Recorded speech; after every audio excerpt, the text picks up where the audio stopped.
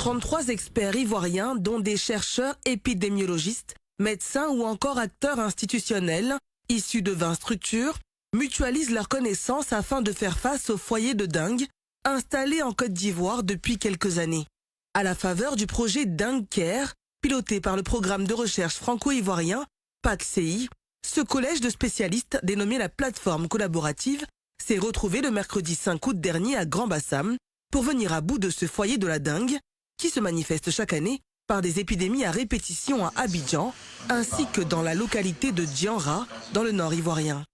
L'objectif de cette fusion de compétences est d'établir les bases d'une collaboration efficace entre les parties prenantes engagées dans la lutte contre la dengue et les arboviroses dans notre pays. Cette plateforme est assez intéressante parce qu'elle va permettre une lutte intégrée contre la dengue et les autres arboviroses en Côte d'Ivoire. Et c'est ce qui paraît important dans cette plateforme-là. L'objectif du projet, c'est de pouvoir trouver des solutions aux différentes épidémies de dengue qui surviennent dans notre contexte de changement climatique et de pouvoir réunir autour de cette maladie-là toutes les parties prenantes pour pouvoir apporter une solution, je dirais définitive, mais même si on n'arrive pas à une définition définitive, de pouvoir apporter une solution qui puisse durer dans le temps.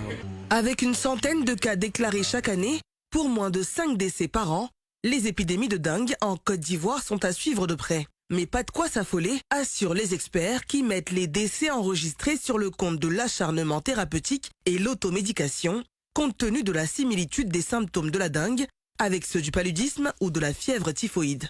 On doit la prévenir à travers des gestes simples qu'il faut inculquer aux populations. Il faut un changement de comportement durable vis-à-vis de tout ce qui est gîte, larvaire. Il faut apprendre aux populations à identifier et à détruire tout ce qui peut constituer une usine de production de ces vecteurs qui nous donnent la maladie. En Côte d'Ivoire, il existe plusieurs initiatives de surveillance épidémiologique, mais elles ne sont pas coordonnées.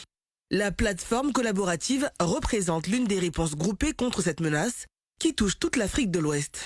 Maladie arbovirose, la dengue se transmet à un humain ou un animal par la piqûre d'un moustique vecteur.